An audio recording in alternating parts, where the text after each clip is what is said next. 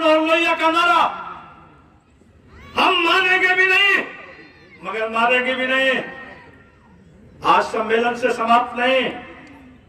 23 तारीख को रमजान ईद की हंसी खुशी, अगर सरकार ने नहीं हमारे सवाल पर कोई बात गंभीर चिंतन मनन किया तो अब का अगला फैसला जो होगा कलेक्ट्रेट के मैदान का होगा। अगला जो आमंत्रण होगा, आगे का निमंत्रण होगा, वो अगला कलेक्ट्रेट के मैदान का होगा। कई साथी कह रहे थे कि परमिशन नहीं मिलेगा। मैं बुनकर भाइयों, तुम्हारे सम्मेलन के नाम पे थोड़ा पौना दिखाई दे रहा था। नहीं, सड़क के उस पार जब जाओगे तो जब आंदोलन के रास्ते पे हम निकलते हैं तो बड़ी बड़ी सरकारों को, बड़ी बड़ी सरकारों के जो बैठे हुए कलेक्टर से लेकर कप्तान तक, उनसे जब चाहते हैं अपना दो हाथ कर लेते हैं। आज तक कभी कभी पीछे नहीं हटता। मगर अफसोस है कि जिस बस्ती में पला हो, जिस बस्ती में बड़ा हो, उसी बस्ती और उसी लोगों का एतमाद जीतने में कहीं न कहीं कोई कमी रह जाती है। इसलिए भाइयों, जजमेंट देना आपका काम है, संघर्ष के मैदान में जाना मेरा काम है। आप मेरे साथ कितना चलोगे ये आपके ऊपर तय है, मगर ये अगला तय है कि अगली जो रणनीति होगी वो कलेक्ट्रेट के मैदान की होगी। यही बात के साथ मैं अपने भाई को दिखाने की जरूरत है कि बुनकर एकजुट है, चाहे किसी दल में भी रहे। बुनकर के नाम पे हम बुनकर एक हैं और अपनी मांगों को लेकर के सड़कों से लेकर के असेंबली तक, पार्लियामेंट तक चलने का काम करें और आह्वान करें। ये आज का इजलास सिर्फ मऊ का इजलास नहीं बल्कि आह्वान होना चाहिए कि ये प्रदेश में जगह जगह सम्मेलन हो करके एक उत्तर प्रदेश असेंबली लखनऊ में भी एक सम्मेलन हो और ताकि वहां पर अपनी बातों को एहसास कराया जा सके।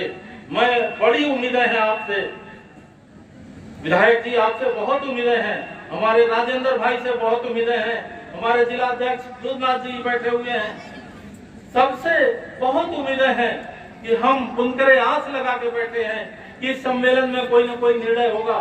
मगर इस सम्मेलन में निर्णय हम मांगों को अपनी रखेंगे। अल्ताफ अंसारी साहब ने जो आह्वान किया है ये सिर्फ आपको जगाने का काम किया है और ये समझिए इंशाअल्लाह ये पूरे प्रदेश में तारीख चालू होगी। और ये जो उन्होंने मांगे की हैं मैं उनका पुरजोर लफ्जों में हिमायत करता हूँ। लूम पे आए दिन होता है कि लड़कियां काम करती हैं, औरतें काम करती हैं, गला दब जाता है और उसमें डेथ हो जाती है और उसका कोई कंपनसेशन नहीं मिलता। हम चाहते हैं कि दुर्घटना बीमा बुनकरों को भी मिले। हमें और सब भी मांगे हैं। बिजली का जो बिजली चेकिंग के नाम पे जो उत्पीड़न हो रहा है उसको बंद होना चाहिए। उसके अलावा यहाँ पे उनका अगर 25 साल का कोई जवान है तो वो उसका कद 5 फीट से ज्यादा होगा और वजन 70 किलो से ज्यादा होगा। मगर बुनकर परिवार में जन्मा हुआ बेटा या बेटी, उनका वजन भी कम है और हाइट भी कम है। और इसकी वजह यह है कि हम लोगों को जो खुराकी माँ के पेट में माँ को मिलनी चाहिए या बेटे को पैदा होने के बाद जो मिलनी चाहिए वो नहीं देते क्योंकि वो गरीब है। तो इसलिए मेरा सुझाव ये है कि इस प्रस्ताव में बुनकरों को स्वास्थ्य व्यवस्था फ्री दी जाए। एक प्रस्ताव भी बैठे हो, मुझे यकीन मानिए आज के इंतहा यहाँ पर आने का बहुत खुशी हो रही है। और साथियों, 2 तरह के लोग होते हैं दुनिया में, एक दर्दी और एक कर्जी। आज हम किसी पार्टी के हिमायत में आपके बीच में नहीं आए, किसी प्रत्याशी के वोट के लिए नहीं आए कि आप इसको हिमायत कर दो और इसके पक्ष में वोट दे दो। आज आपका दर्द बांटना है और दर्द के रिश्ते शामिल करना है। और दर्द के रिश्ते तो वो जानेगा दोस्तों और बुजुर्गों जो बुनकर होगा। बुनकर की बात जानेगा वो बुनकर आपका दर्द उठाए। 2 तरह के रिश्ते हो, दर्द के या गर्ज के। और आजादी के बाद यकीन के साथ कह सकता हूं, आजादी के बाद इस उत्तर प्रदेश के अंदर, इस देश के अंदर किसी विधानसभा में किसी ने बुनकर की आवाज नहीं उठाई। और हिंदुस्तान के अंदर, उत्तर प्रदेश के अंदर किसान के बाद बुनकर समाज का नंबर आता है। कितने बुनकर हैं, कितने विधायक चुनते हैं आप, कितने सांसद चुन के बैठते जाते हैं, लेकिन कोई आपकी आवाज नहीं उठाता।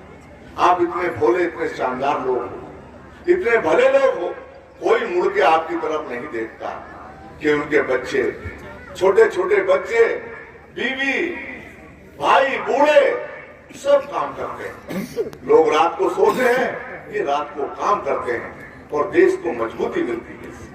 मैं कहना चाहता हूं, ये गूंगी बहरी सरकार है उत्तर प्रदेश के अंदर बैठी है।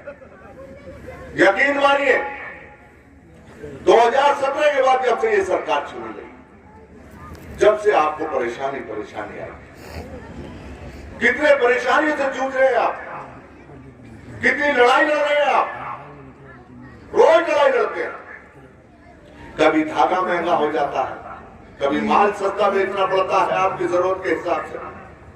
बिजली वाले आते हैं, छापा डाल देते हैं, जिनके 2 मशीनें असेसमेंट लाखों का बन जाता है।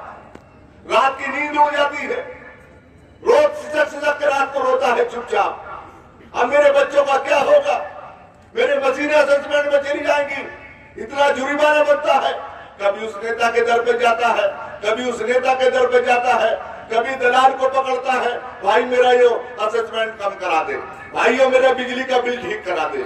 लेकिन साथियों, कोई नहीं सुनने वाला, कोई आपकी तरफ देखने वाला नहीं है। जो चिंगारी मेरे भाई अल्ताफ अंसारी ने उठाई है, मैं आपको यकीन दिलाता हूं, ये आवाज इस आजाद मैदान तक नहीं रह जाएगी। मेरा पूरा यकीन है इंशाअल्लाह ये आवाज उस गूंगी बहरी सरकार तक और के लोगों को पहुंचेगी इंशाअल्लाह। और मैं आपको यकीन दिलाता हूं, आपने यहां जो बुलाकर, यकीन मानिए मेरठ के विधायक, मेरठ के लोगों ने तो मुझे चुना था, लेकिन मोहब्बत और प्यार मऊ के लोगों ने दिया है। मैं मऊ का विधायक हूं साथियों इंशाअल्लाह।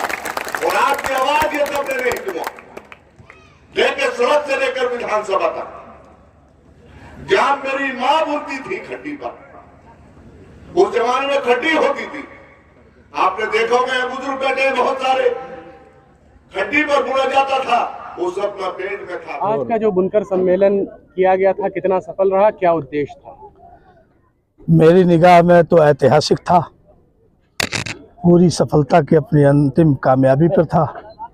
मगर जो इस बुनकर सम्मेलन का उद्देश्य है, जिस दिन उस सफलता पर पहुंचेगा तब हम खुशी जाहिर करेंगे। क्या वजह थी कि आज बुनकरों को सम्मेलन करना पड़ा?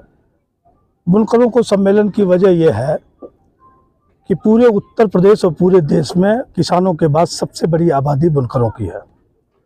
छूटे उद्योग बुनकरों के पास है, मगर एक तरफ देश और प्रदेश की सरकारें लगातार दूसरी इन्वेस्टमेंट की बात करती है, मगर जो अपने उत्तर प्रदेश में तमाम लोगों को रोजगार के संसाधन मुहैया कराता है, हैंडलूम, पावरलूम, उस सनत को लगातार बर्बाद करते हुए दिखाई दे रही है। आज सनत का सबसे बड़ा लगाव है बिजली। अगर बिजली सस्ती मिलती है तो ये सनत बेहतर चलती है। बिजली प्रतिदिन महंगी होती जा रही है।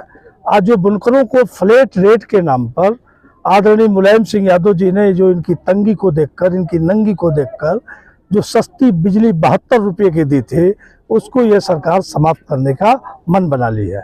ऐसे में हम सम्मेलन के माध्यम से बहुत नम्र निवेदन उत्तर प्रदेश की सरकार से किए हैं कि हम बुनकर इकट्ठा हैं, हम चिड़चिड़ाती धूप में हैं, हम 10 बजे से बैठे हैं, 4:30 बजे समाप्त किए हैं। ऐसी स्थिति में हमारी दर्द का भी उत्तर प्रदेश की सरकार ख्याल करेगी, ताकि हम अपने बच्चों को 2 वक्त की रोटी, अपने बच्चों को शिक्षा, अपने बच्चों को इज्जत आबरू से पाल और पोस सकें। तो क्या जिलाधिकारी आवास का भी घेराव करेंगे? ये सम्मेलन होता है, सम्मेलन में बातें तय होती है। सम्मेलन में हमने मेमोरेंडम पढ़ा, हमने अपनी मांग रखी, फिर हम कल ले जाके अपने साथियों के साथ माननीय जिलाधिकारी महोदय को देने का काम करेंगे। उसके बाद फिर हम तय करेंगे कि हम आगे का रास्ता क्या करेंगे।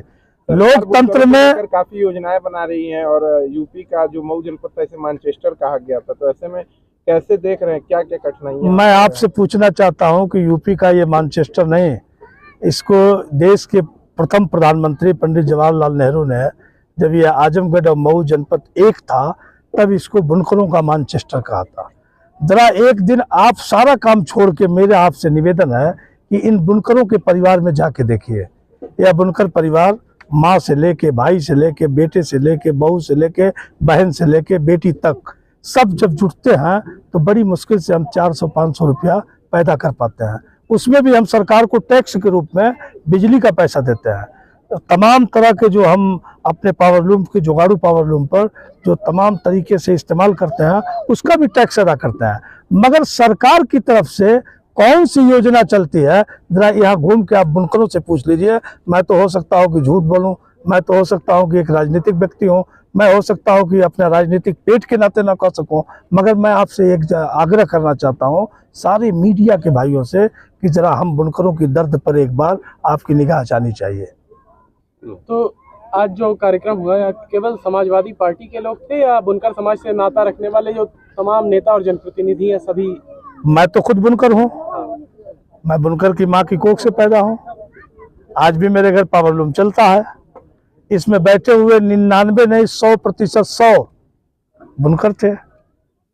जो नेता थे वो भी बुनकर थे, जो नुमाइंदा आए थे वो भी बुनकर थे। केवल एक दल से थे या दूसरे दलों? अभी जो प्रस्ताव पड़े थे अयमन साहब, आप पता कर लीजिएगा कि वो आप पार्टी के नेता हैं। तो राजनीति में या सम्मेलन बुलाते समय इन बातों की परवाह नहीं की जाती कि कौन आता है कौन जाता है। सब कार्यक्रम शुरू किया जाता है, काफिला चलता रहता है, कारवां बनता रहता है। मुख्य अतिथि कौन रहे आप किसका? रफीक अंसारी साहब समाजवादी पार्टी के विधायक हैं, मगर बुनकरों की लड़ाई पिछले सरकार से और इस सरकार में लगातार लड़ने का काम कर रहा है, इसलिए हम लोगों ने उनको अपना मुख्य अतिथि चुना था। सरकार जो है ये महसूस कर रही है, ये उस नज़रिए से नहीं देख रही इसको कि बुनकर का काम कौन कर रहा है, वो उस नज़रिए से देख रही है कि ज़्यादातर लोग जो है माइनॉरिटी के लोग। सरकार एक बात ये भी कह रही है कि बुनकर 72 रुपया भी जमा नहीं करता था। गलत बयानी कर रही है, कभी आज तक रुका नहीं और उसके लिए देने को तैयार है। अगर हम पे है तो हिसाब करेंगे ना, देने को तैयार है हम, कौन मना कर रहा है। लेकिन अनाप शना हम पे बिल डाल देंगे, अनाप शना में सस्पेंड डाल देंगे, कहाँ से देगा वो? उसका तो मकान भी बिक जाएगा, घर भी बिक जाएगा, कहाँ से देंगे? और ये देखिए, अगर बुनकर समाज मजबूत होगा तो उत्तर प्रदेश मजबूत होगा, देश मजबूत होगा। किसान के बाद, कृषि के बाद बुनकर समाज का नंबर आता है और आज इसको सबसे पीछे धकेलने का काम किया। जो पहली सरकार ने किया था, बुनकर के किसानों के भांति बुनकर को देने का काम किया था बिजली, अब इनको इन्होंने हटा दिया उसको। इस सम्मेलन को लेकर आज बुनकर को क्या आश्वासन दे रहे हैं? आश्वासन बुनकर समाज को यह है कि इनके कंधे के कंधा से कंधा मिला के इनके साथ खड़े हैं और इनकी जो भावनाएं हैं, जो इनकी ज़रूरतें हैं, जो इनकी आवाज़ है, वो सरकार तक पहुँचाएंगे और लड़के इंशाल्लाह उसको हल कराएंगे। विधानसभा में और संसद में आपकी नुमाइंदगी की बात हुई है कि बड़ी कम संख्या है, देखिए किस तरह देखते हैं उसको? उससे नहीं फर्क पड़ता कम संख्या या ज़्यादा संख्या है। आवाज़ उठाने वाला मर्द होता है, वो तो आंखों में आंखें डाल के सरकार की मैंने 10 बार कम से कम आवाज़ उठाई और आज उसी की वजह जो सरकार फैसला नहीं ले पा रही। और हमारा पूरा यकीन है कि बुनकर समाज की जितनी आबादी है, उत्तर प्रदेश की कोई विधानसभा होगी जिसमें बुनकर समाज ना होगा, चाहे हिंदू हो चाहे मुसलमान हो, सब बुनकर एक हैं हम। और हर जगह से बुनकरों की नुमाइंदी है, लेकिन कोई नहीं बोलता इनकी आवाज़। कौन बोलेगा? दर्द के रिश्ते नहीं हैं उनके, कर्ज के रिश्ते वोट लेके चले जाते हैं। तो आपको यकीन है कि आने वाले दिनों पर प्रदेश सरकार आपकी बात सुनेगी? 100% पूरा यकीन है, हमारी सुनेगी और उसमें विचाराधीन भी है, विचार कर भी रही है। और बुनकरों की जो वसूली और उस पर